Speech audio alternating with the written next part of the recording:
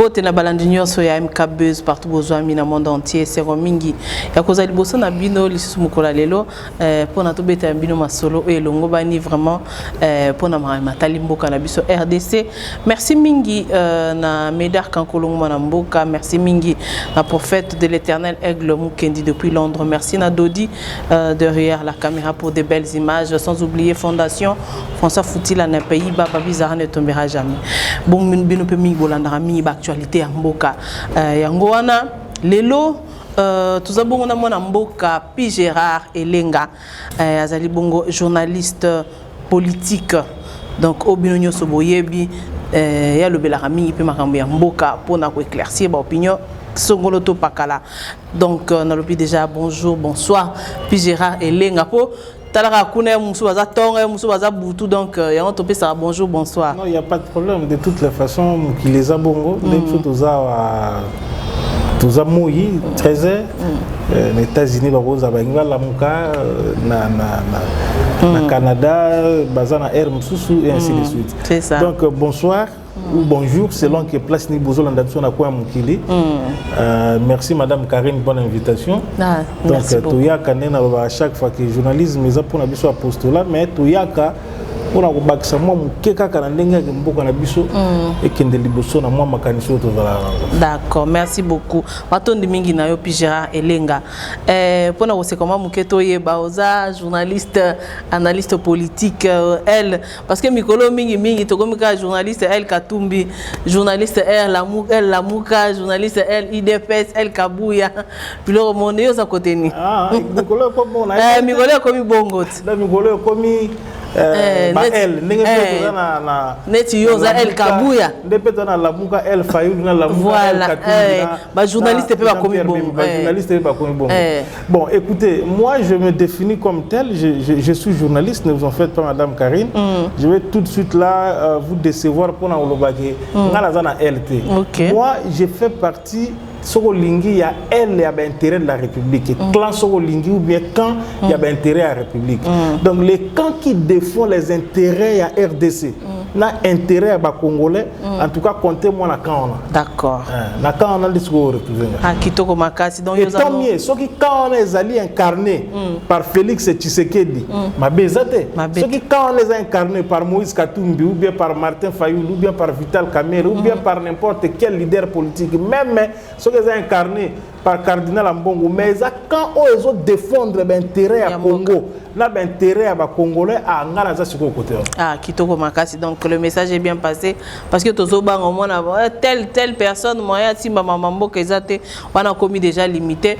Mais tous beta masolo ya mboka to banana sujet liboso tous attaquer na kara yo moko nanu yo bino boso ke ne koza mbongo pa CG Augustin Kabuya ba $300 bozo ke ne kozwa po bolobela makambu po beta ma po marteler na makambo etali IDPS. Bon l'isole à $300 wana nanunde. Merci madame. Bonsoir ka. Merci madame Karine pour la question na yo. C'est vraiment regrettable tout simplement. Oui, oui. C'est vraiment regrettable. Oui, c'est pas parce que je veux tenir un langage de discrimination. Oui. Mais c'est la vérité, elle doit être dite. Vous allez la présenter. Moi, je suis journaliste, je suis cadre dans RTNC. Oui. Dans RTNC, il n'y a aucun média. Oyo et foutara batuloko la RTNC, ça RTNC na ACP. Oui, oui. Même si tu as réclamé salaire na biso matana bambongo na biso mususu babanda ko yibango banda kala na batu ba diriger biso IGFP asiaye mais kanga quand même na Congo oyo et pas na biso mutu asuka ba futaka 650 000 francs wana na RTNC azwa kango pe na maboko na banque 650 000 kasi akena banque azumbo c'est ça akena banque azumbo les derniers salaires bazolela non chez nous batu ba lelate il faut tous à la claire chez nous batu bazolelate hein on des aboy batu ba lele pas la bisoté toujours réclamer des droits na biso na ba salaire na biso et mata encore davantage ndenge penza l'état tindaki ke ba futaka biso ozomona alors na Congo déjà ceux qui ba futa yo 350 et 650 000 francs hein soyons réalistes, ça veut dire quand même que ba futa moi bientôt le bata moi bon bon ngala za agenté ngala za cadre tu peux imaginer si on me paye combien. Et ça le lendoté. Et puis à part wana, je suis intelligent, je ne m'en cache pas, ma tête là fonctionne. Hein? Oui, ma tête là fonctionne. Pour preuve, je suis reparti dans la faculté à droit pour aller au bac sous ma classe. J'offre mes services à part aux journalistes de RTNC. Moi, je travaille sur le plan politique, sur la web, sur Bongo. Je conseille beaucoup d'hommes politiques dans Bongo Rabiso. Donc, ezali kamwa balanzambe pona ozonga na loko uto loba et loko wana ezabande kuna biso comme utu ko lobo bazali ba journaliste ya clan Katumbi notamment Eric Wemba tout il faut landa émission oyo parce que photos au mona wana tozali na veille il y a consultation. Président de la République a invité Bisso. Il nous a invité individuellement pour l'invitation. Bango bakenda ba bloc, bakenda bake représenter NPC, bake représenter boy bake boy. Mais Bisso to kenda attention, invitation zaki na kombo nanga signé par mon propre nom. OK. Ba tine to kenda na to batwa bakate to kenda comme ba journaliste était. Donc, Tokenda, chacun avec son invitation. Okay. La personne qui détenait nos invitations est Augustin Kabouya. Augustin Kabouya, l'objet sur il faut Tokende, na pourquoi est-ce que tu bengali pour retirer l'invitation. Pourquoi tu as commandé des alaki wana pour président consultation. Il fallait aux invitations.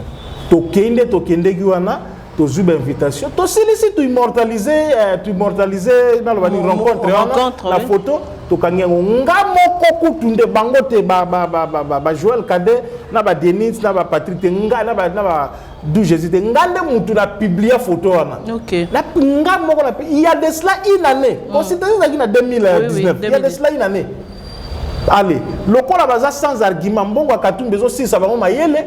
Bako bimisa photo ana baolo baono Augustin Kabouya a pesa gibiso à $300. A pesa kabino $300. Je crois que ça ce n'est pas nous savoir, hein, n'est pas nous connaître, franchement, n'est pas nous connaître franchement. Yama la lobby que eza juste jalousie, eza mutema mabe. Moi, je me définis comme journaliste et je suis libre de rencontrer qui je veux. Les alosas ont pouvoir, les alosas ont opposition ou quoi. Donc voilà le contexte de la photo. C'est ça. Et puis ce n'est pas la seule photo. Tous la photo, na ba Kabund, tous la photo, na ba Konzamboka, na bato ya pouvoir à Kala FCC, na bato ya côté ceux qui quand ya la Mouka. Nous sommes journalistes, on ne peut pas nous réduire au terme à photo. Nous avons pardonné à l'ami. Parce que au moins le biloko autolobration mamba mukanda kasamba soki ya Gabi Kuba. Oui, biloko ngo RRI kazo le biso $300 pour biso to ya soki ko sala logo nini yango. Soki to lobi ke no to ngai be mutu moko balandela ya ko prouver biso ke to zala kana ba to ya zala ka témoin ba kabela biso $300. Je crois que vous allez incapable. Ce qu'on met mieux sur la justice, c'est comment on met la justice entre les journalistes, entre les confrères, aux hommes à Babouzo Bango. Et pourtant là, je dois dire à nos amis là que ce que Zach Balinga peut s'abisso un travail à communication, à se rassurer que va peut s'abisso bon ou mukete. C'est ça. Parce que les journalistes wana oh yewana tangi wana. Si vous avez 50 journalistes, vous avez un grand journaliste. Il y a un Congo qui a Kinshasa. Si vous avez 50, vous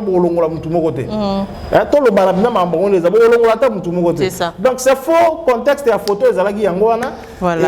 Par photo, les photos. C'est chaque jour. Vous avez aussi ces missions. Alors. Quand on publié. Donc, on peut payer $300 pour ceux qui n'ont pas non, il faut payer ça parce qu'il y a des émissions. Il faut vraiment éviter ça. Donc, le message est passé.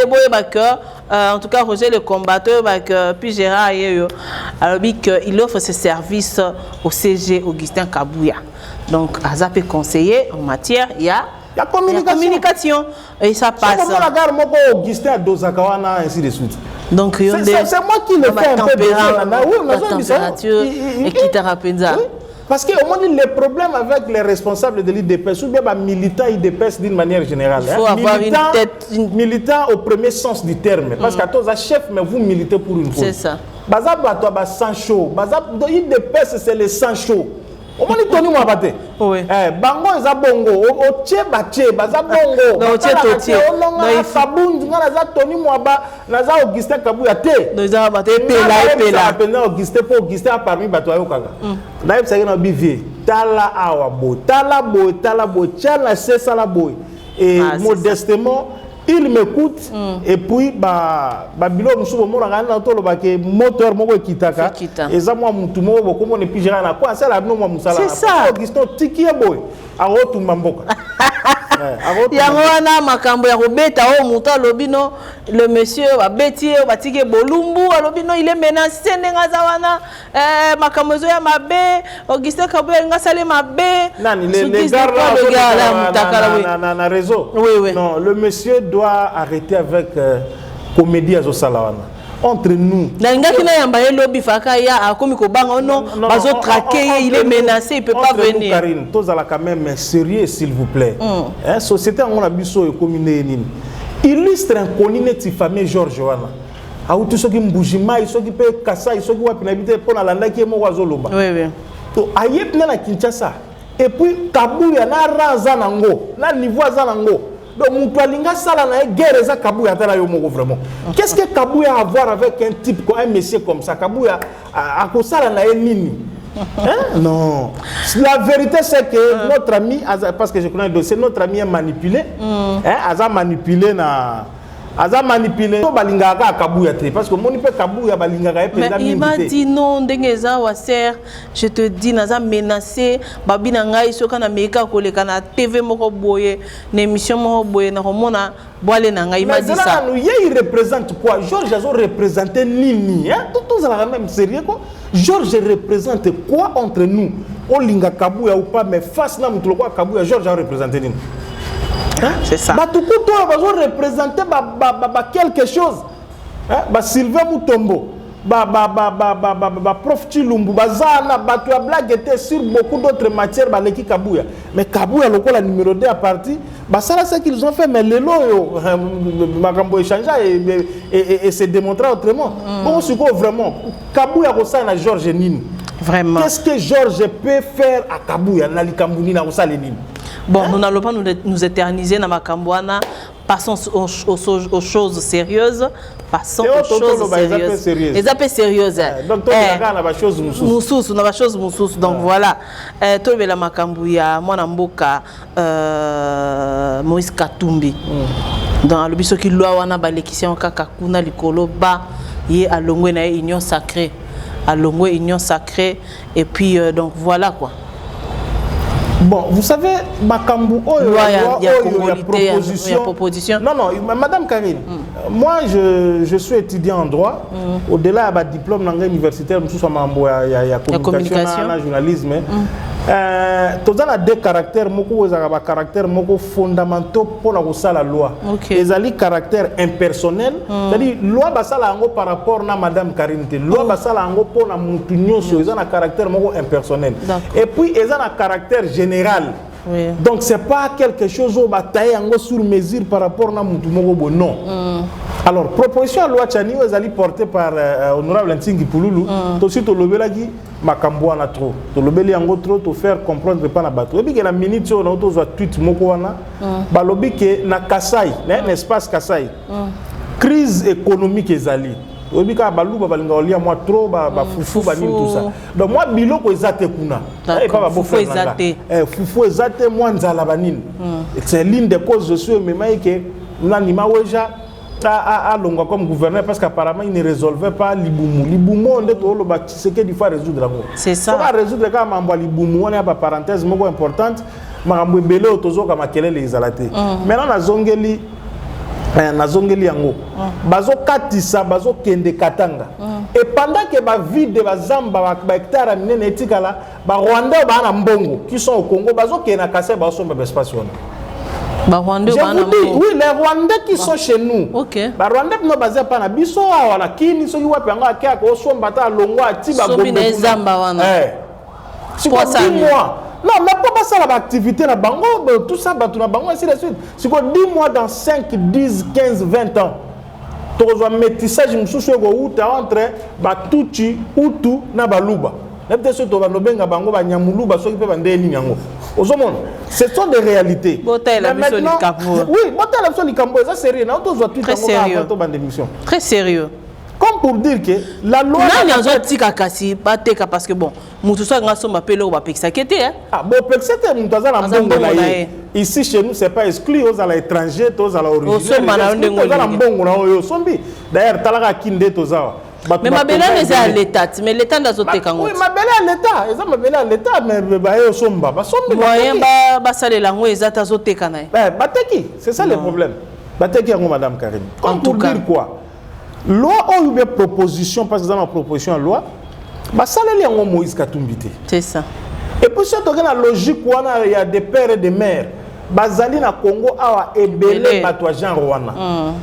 Aux hommes, bazali na Congo a ebelé batwa Bongo. Parce que moi j'ai toujours dit que Moïse Katumbi est congolais, Moïse Katumbi est congolais. Mais bah parents Moïse Katumbi bien parents na moko aza congolais. Ça c'est une évidence, c'est une vérité. Les dire les gens en côté que ce qui beau. Yo ko mo la na loi mubimba basala ngoka pona Moïse Katumbi. Alors, ce qui loi ne continue examen et que Moïse Katumbi alinga quitter l'union sacrée, moi je crois qu'il peut quitter l'union sacrée sans un problème. Le ciel ne va pas s'arrêter. Congo et continuer parce que Congo va s'arrêter pour un caprice ya mutu moko bokombo na Moïse Katumbi milliardaire ya mukili soit-il. Vous comprenez? Parce qu'on ne réduit pas toute une loi aux alines à portée générationnelle. Loi on est au à la tibi sur notre recours mais loi ne continuer. Mais Moïse Katumbi alors c'est là tout qui est malé. Et quand Moïse parle de quitter l'union sacrée, azolo bango par rapport à un individu, yé Moïse ou bien par rapport à Batouna parce que vous allez faire vrai examen pour la Batou. Il y a Moïse au bazan dans le gouvernement, là bas au bazan dans la responsabilité, ensemble justement. Oui. Alors, tout le monde a dit Moïse Katumbi donc là, le ministre n'a tout basa nini Bakende. Basa abdou Bakende. Tout ça qui t'a grave. Qui t'a grave ne va mongo baloba. Tout ça en 2011, il dépasse ça sala qui va caprice na Kabila s'arrêter. To kenda to sala ba élection il dépasse ça tikala pe Congo pe s'arrêter. Ça c'est d'une part. L'autre part maintenant, parce que moi je voudrais être rationnel sur cette proposition de loi. Pour l'anga, nous sommes partisans de la proposition de loi. Nous sommes mon côté, au-delà de toutes les explications que d'abord Noël Tchani a qui fourni l'explication au nani tinga pesi na bato mayele belé ba pesi na biso moko to tangi parce que ngana na proposition loi na koti na fond loi neza mabete. Mais sur le plan politique les ont frisé l'interprétation que non oh bazo viser Moïse Katumbi parce que comme yaka Tshisekedi soka kosuli azo viser matata soka tepa moko azo viser soki tel soka salibo azo viser tel yango ngana azo conseiller Tshisekedi boy notamment même union sacrée base à proposition ya loi oyo batiango na tiroir. OK, babomba nan. Babomba yango na tiroir. Ils allaient examiner te législature oyo leka. OK. To kende na ba élection Katumbi yeyo Tshisekedi yeyo muso zana soki Shadari pa kozonga soki set kukuni na kozonga soki ba nani to keno na ba élection wana. Comme ça to si lisana nous prétention à Moïse Katumbi soki a gagner Tshisekedi bravo. Moïse Katumbi a diriger mboka comme président na biso et moi je vais parler pour lui. Vous comprenez? Mais si le contraire arrivait, la deuxième législature, la première mois d'un gouvernement, l'Assemblée nationale, parce que l'Assemblée nationale, la séance inaugurale, deuxième nini, plénière, bosso pour voter en tout cas. Alors, parce que tout le monde il y a que nous basali loi bataille pour Moïse Katumbi. En tout cas, que nous avons l'élection à Touro avec cette loi, Moïse Katumbi a se présenté normalement sans problème et puis pas compétir là tu sais que tout dans la gagner parce que ça appelle à moi prétention trop. D'autre part, qui vous dit que Moïse Katumbi Nzambe a révélé la prophétie, n'habite ceux qui dénient c'est que Moïse Katumbi a osala ka président na mboka o. Moïse Katumbi a servi ce pays.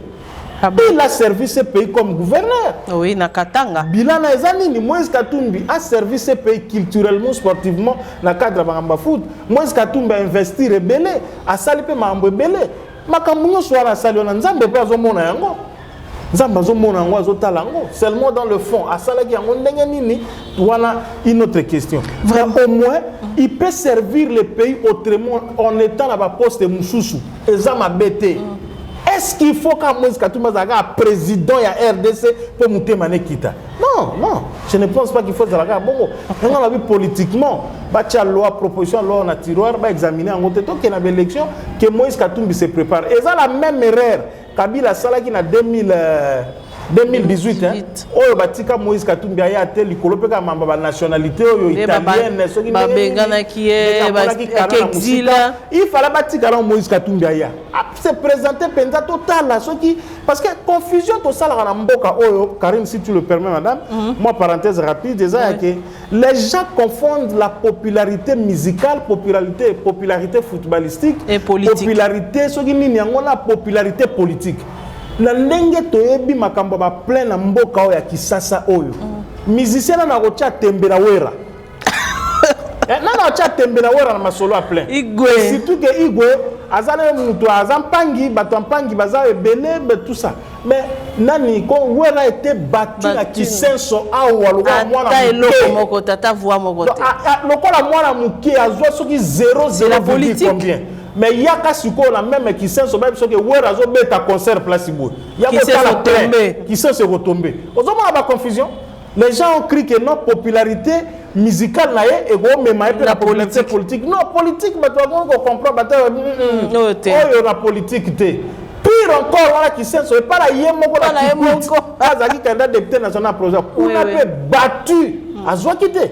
C'est la confusion. Dans le but que Moïse a battu sur Nini, mais Moïse Katumbi a populaire par rapport à Mazembe. C'est différent de la politique. Et surtout, ce que niveau qu'on s'est présenté dans la magistrature suprême comme président de la République. On a une question ouverte et pour la réflexion. En tout cas, merci beaucoup. D'ailleurs, moi, Moïse Katumbi, non, il faut pas limbisa. Bande kona biso balimbisa bande kona biso ba matata ponyo papa bana mboka balimbisa ba muzitu balimbisa ba onyoso wana basala ki mabe batika bango bana mboka ba travailler ensemble makambu faut pas fouiner batika mboka etambo na kimi atabosa na makambu nyoso mamoka nga bato ezate poto za bana mboka. Bon, moi je ne l'ai pas suivi personnellement, mais comme yo lobby journaliste et je sais que tu as suivi ses propos, il faut dire que on est dans le langage en français, langage à populisme. Ok. Vous comprenez? Tu as vu déjà qu'il y a des choses qui se préparent. Moïse Katumbi, on a un rapprochement, on a Kabila, on a attendu. On a front, Moïse, Ozu Kabila, Ozu Fayou, bon. Un tel langage est politiquement responsable. Je comprends. Et ça, ancien coéquipé à Katumbi, ils viennent de la Kabylie. Bon, ceux qui les défendre ma tante, je ne vois pas que je comprends tout simplement que ils défendre ancien frère ils défendre ancien frère. Parce que c'est un langage. Non, papa.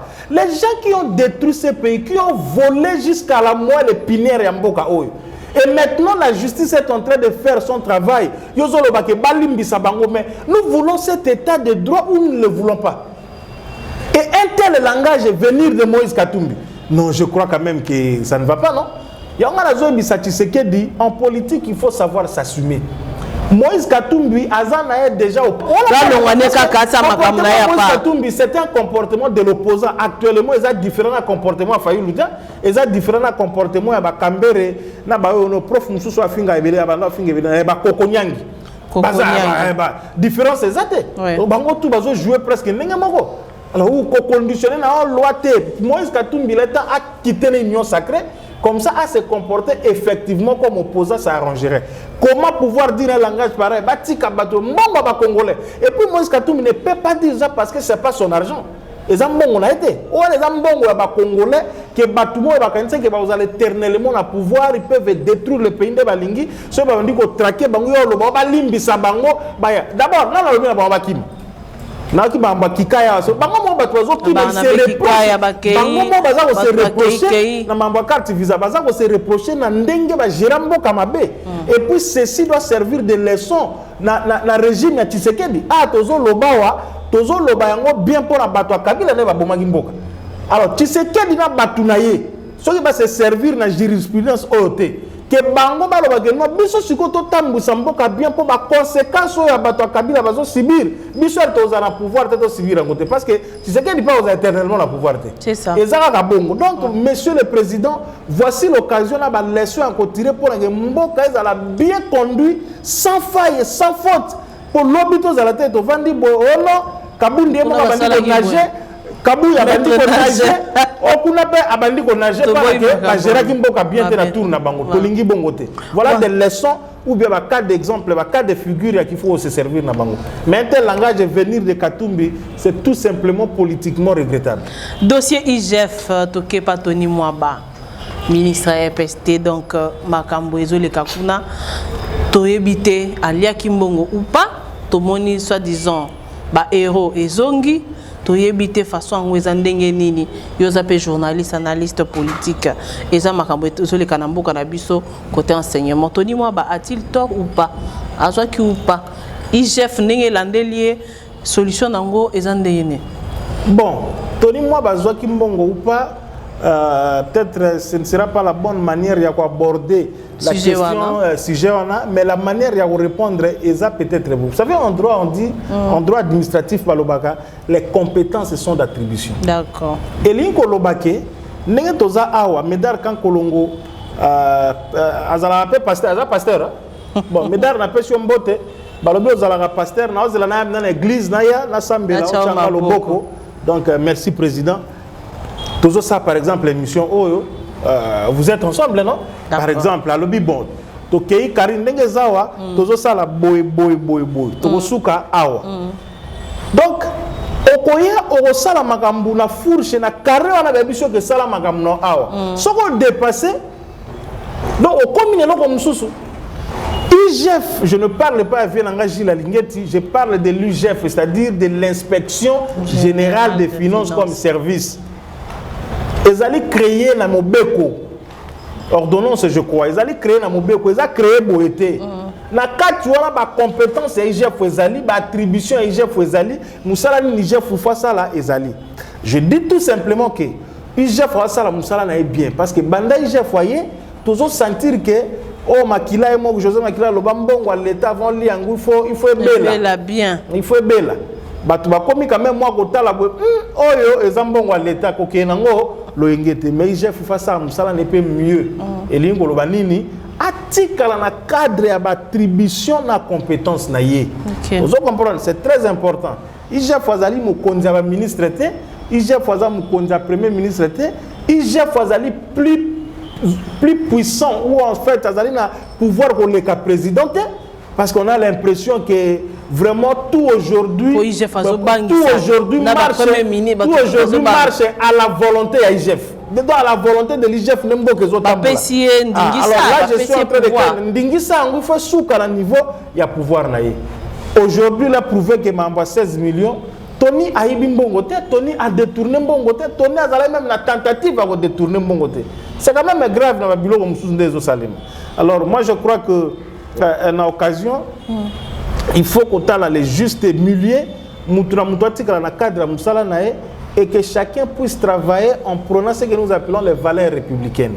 Le ministre Batika Moïbi, sitôt dans l'esprit à posa Moïba, le DG Batika Moïbi, le député Batika monnaie, la motion, batuna niveau na bango, anti valeur wana tu sais que les autres les mélango muke plus kokende denzele kozonga. Na occasion anande parenthèse au lingi moi muko pesa ngai minute za par rapport na photo automona qui Augustin Kabuya na Tony Mwaba na IGF Alingeti na bureau ya Augustin na nini na ko babe ngango to pesi mbote to ko pesa ka mbote papa biso Alingeti Vigile mbote belé bango bazaki bango misatu bon les explications autour de ces photos ezaki belé yakala photo asika ya boye tout ça tant mieux mais soki ke ezalaki na cadre que non Augustin Kabuya abengaki Alingeti na Tony Mwaba parce qu'il faut sur le plan politique Augustin za mukonzi Tony Mwaba parce que les aba Augustin na ba Kabund nde ba proposer ba combo et pas président pour comme ministre non mon abattoir na bazala ya solo ah mais je te dis yozo misema kambwende non mais ce sont ceux qui proposent les noms bangonde ba ministre il dépasse l'union sur mon ana donc ceux qui Kabund na Kabuya ba ndimaka te comme ministre c'est ça la vérité c'est ça donc bango ne va kendeke pas Tshisekedi na compte IDPS moi bako maboy aselo ko maboy oyazalabo donc jusque là ce sont des bazal impérium même moi bako ministre Yanini parce que Kabundi na Kabuya bandima. Sur le plan politique, Augustin Kabuya za mukonzi ya Tony Mwaba. C'est ça. Il a appelé yoki ke no mamboza boyeboy. Abengi bango a conseiller bango. Alors mutu a sali médiation, mutu azali azo sala conciliation. Mutu azo linga atia batu place moko pesa bango kimia parce que batu lobi trop pour Augustin Kabuya. Mais je crois qu'Augustin dans son rôle il a regardé pouvoir na bango. Et ça pouvoir à Tshisekedi, soka moni que ça ne va pas, il peut approcher les gens asiko mabeza wapi. Abengi bo solo les anini bonabo a conseiller bango prenons hypothèse wana nazolo batozo hypothèse wana que soki ezalaki bongo siko mabeza wapi yo kanti photo na bakangaki Augustin bakangi alingeti na Mwaba Tony Mwaba bazaki balali bomo ate batu na bazaba zokanga bango na photo vous pensez que balalaki be bakangi ba photo muibi non.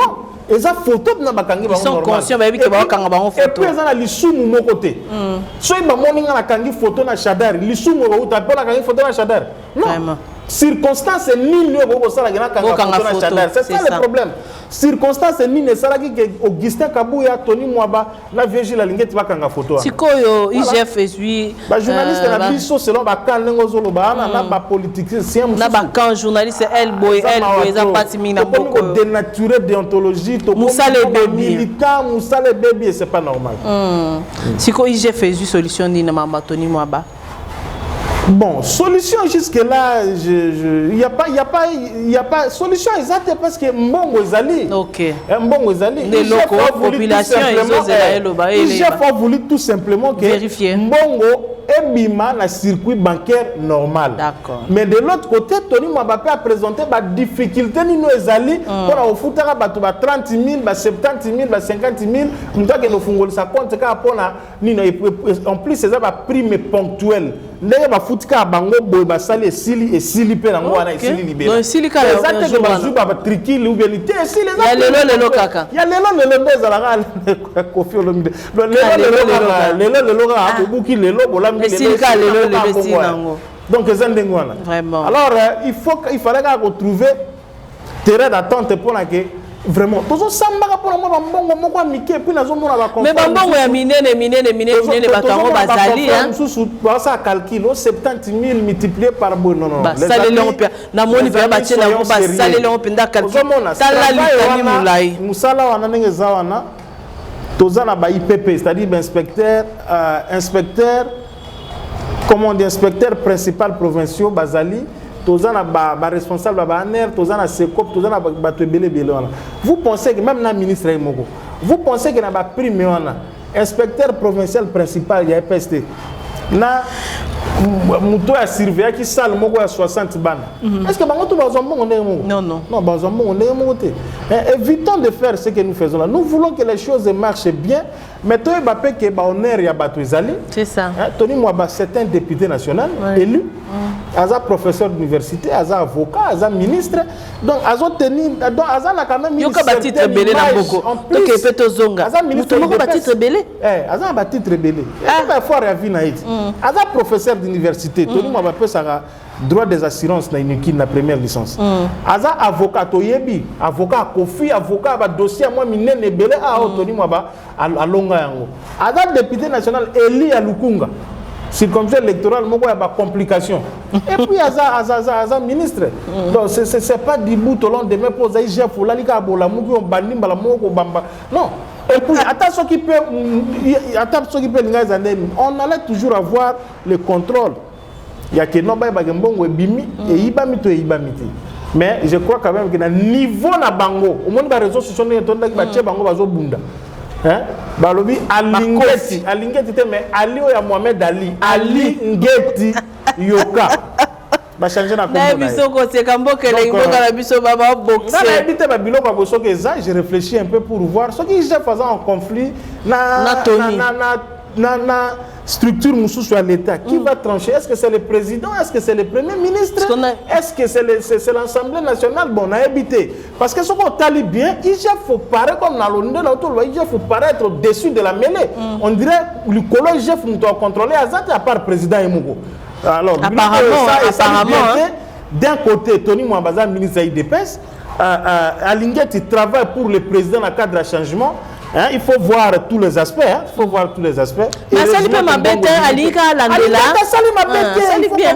il n'a pas mal agi. Alinguet a agi, mais il faut supposer ça dans le cadre de la compétence. Ok. Ah, merci Mingi. Tozo chuité Nemi. Et comme quand même pas si. C'est comme vous savez que quand même pas si. Mais ce que Tozo chuité, je reviens quand même pour la moralité à niveau de Kinshasa. J'ai toujours pensé au-delà de la police, l'armée et consort, il faut créer une brigade de discipline populaire. Ou soit tu vas la police, on va créer une brigade. Il y a pour discipliner sur place la immoralité, nous sommes en bon imaginer. C'est un makambo bombé papa. Yo za journaliste. Bombé, bano bazo mela bombé. Bazo mela bombé, ba policier bazo tala po ba policier bango moko ba komi pe mela bombé. Je parie même que banditisme surtout na terrain la bino. Politicien surtout mona bango qui s'apparente aux voyous. Je suis sûr que bango pe ba ko mela bombé. Terrain na bino ya RTNC. Non Karim, au moins mi tukawane za hawana, bazarawana. Bombe comme et pour tous les même ba conséquences nango plus tard aux alaté. C'est-à-dire bilo kwa boye brigade de discipline populaire bozu ba jeune wana bo beti bango fimbu après ba kenjili bala kekanya makasi. Vous comprenez? Ozu ba ndeko na biso ba wewa. Obi na vanda kar mo zo ta bo wewa zo kenda kitisi pied de repos zo bebisa makadam. Mais azon le kanazo kendene à l'aise. Baza bato liboso il y a béton, tout ça. Mais béton, tout ça, bango moko bazali un peu plus moins belé à kassa yango, bazo bebi sarani. Ngana gangue la bango so na bi meso moni bino. So ezaki na za na pouvoir moko boy, babilo comme so bo sala bo sala ngote. Otiki ona bato 3 pinés. 3 pinés baza pressé bakomi ko sala ba accident trop petita ba nino 3 pinés kuna na changu kota changu ngaba voilà baza pressé bango kutu baza kwa bata moto ka neti bato moto donc babilo ko wana je crois quand même général Kasongo même si ba policier posé problème parce que bozo de la biso ba kuluna ya lobby ba miyibi ya lobby bato basimba ba mbeli ba onyo sozo mila ba bombe so ko ba recruter la police bato ba yakane ngwane pourtant la police ça devait être un service d'élite ya bato mayele un diplômé d'état bato mayele qui devrait réfléchir pour faire prévaloir les droits de l'homme. Un policier a commenté, a français. Un policier voyou. En tout cas, responsable de la ville. Nzambasa esabiso na mboko yo Congo to limbo kana biso mingi na bakondi na biso to lobaka ba to sala ba émission pona bolanda ba analyse za la bien ce qui moi ba suggestion ezali bokoma ça fait du bien mais on ne fait pas des émissions, on n'effectue pas pour vous léser hein. En tout cas Bolimbisa Papa Pigera. Je pense que si Songo Baksa Maloba concernant Mboka. Oui, pour la Mboka, c'est que si vous regardez dans ma page Facebook, qui est presque un média, notre Pigera et Lengapé la Omona, on s'abonne, on va s'échanger tout ça dans le bac et devise n'angeza tout ce qui va avec les intérêts du Congo et des Congolais m'appelle, c'est-à-dire Boumou Nangawana. On dit Toya Kabo, même ce que place Nazalaki, Toya Kabo c'est parce que Tolinga Mboko. Nous avons les soucis que Makambo ait changé. Et pour ceux qui ont changé et vous allez bien les lots, moi je ne vois pas, je ne comprends pas, bah leader politique Nabiso ceux qui va linginini. D'abord, ils deviennent ce qu'ils deviennent grâce à Bisso. Bisso, quand je dis Bisso population, Bisso peuple quoi. Lelo Oyo, tu sais que d'abord tu sais que la colonne Nzalate, ça c'est un. Deuxième chose, tu sais que Doya papa avant comme opposant Mobutu, il a exercé toutes les fonctions en Bokao. Oui. Député, DG, ambassadeur, président de l'Assemblée nationale, ministre, machin. C'est pour dire que Félix va coller pendant la vie bien, Nzalate vit bien. Félix n'a pas destin à sali que sali comme président. Donc Félix va bosser Nzala. compte à Félix na banque na minute na bité sur c'est commis combien. Il y a maman Marthe, il y a petit Anthony, banani tout ça. Donc dans na lobani même si c'est un style que ngala za la bongo c'est mon style. Donc Félix ba bongi tina 22e génération. Et ça le quoi ba bango la ba Kabila. Na pesina Patrick Tshisekedi Mbote face aux amis. Nzala onda ko voyager la bossa déjà. Il faut l'oublier.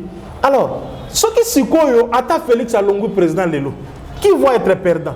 C'est pourquoi moi j'ai toujours dit, lorsque nous avons la chance d'avoir un président comme Félix, qui quand même, parce que volonté politique n'est pas bon, azan la moi volonté politique qui a changé. Dans le but ba congolais tout peut mettre maboko parce que ba biali boso bazaka dire na Tshisekedi les abiso. Et puis yema ba biso boza la dire nanga. Yango moninga na zaka na rien ba flatteur te. Mais les loso qui dollar kiti Karine. Dollar ko kita pona batu nyoso. Dollar ko kita te koto ya ya dépêche dollar kiti à le soko za muto la muka dollar za ko mata. Non c'est faux.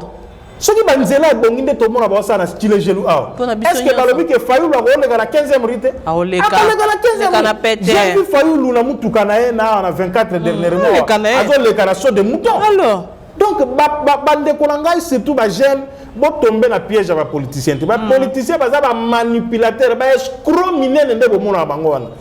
Oui, ce sont des escrocs. Lobby au Roma politicien. Non, effectivement, la règle exception, ils aura toujours. Moi, je ne ferai pas partie. C'est vrai, je terminerai en politique, mais je ne ferai pas partie à vos politiciens au bazar escroc. Mais je l'ai dit, escroc pourquoi? Erbako Sarabangoana, Jeune Boya, tout ça la boy, tout le monde. Mais ceux qui va connu, na ba polo na banini, yango conscience sur la to linga longwa. Est-ce que total a poto te poto même démocratie et ça produit à poto? Oui. Tout le monde a est-ce que vous voyez la population être manipulée, les ba manipuler abattoir? Na ba 2000 francs ba polo ba bobani tout ça non. Les lorsque tu sais que dia Sali Moussala bien bénéfice c'est ça pour ba congolais tout. Ce qui Moïse Katumba comme président Sali Moussala bien ça va bénéficier à qui? À tous les Congolais. Ce que Zala qui a Fayou la comme président à Sali Moussala bien, ça va bénéficier à tous les Congolais. Pour preuve, Kabila Sali 18 ans, il y a va détruire le Congo. Congo est bébé. Et bébé pour Abisson Sopeti. Est-ce que vous comprenez un peu? Donc, Congo est bébé pour Abisson Sopeti perdant tout le monde. Donc, je ne dis pas que Boya Goyamba Tshisekedi va Congolais, mais au moins, tous ont quand même un bon sens. Il y a soutenir ce que Tshisekedi fait et la meilleure façon de soutenir Tshisekedi. Là, il fait bien, on le dit que merci, monsieur le président, mais fonce encore. C'est ça. Mais place à ça, il peut bien te. Tu as dit que non, monsieur le président. Awa. Ba master na poto ba lege belé na cabinet longola ba musu parce que bazoya ezaka ko luka mbongo kotinda na ba western ezonga kuna mituka immatriculation à président c'est comme na mama tonge wapi encore couvre-feu comme 23h ezonga wasuma mutuka présidence ozo mona bo mutuka père bato amona ngolo lendo mutuka président c'est ça le ko mutuka moko ya service secret place eza ba koye bate que caro eza na immatriculation à présidence ozo mona soki eza ko loba bongo to ko loba donc Congo eza ya biso tosenga na nzambe biso tosambela na nzambe apambola Congo abenisa Congo ekende liboso parce que tozo lala tozo lamuka totika mboka mo malamu et pas bana biso bango pe ba otika ngo et ainsi de suite ndeto yemba na hymne national nous peuplerons ton sol et puis nous allons léguer à la postérité Congo moko o ezali ya paix ya kimia pour nzamba pesa biso nyoso 00280 ezali 00243 85 917 81 37 00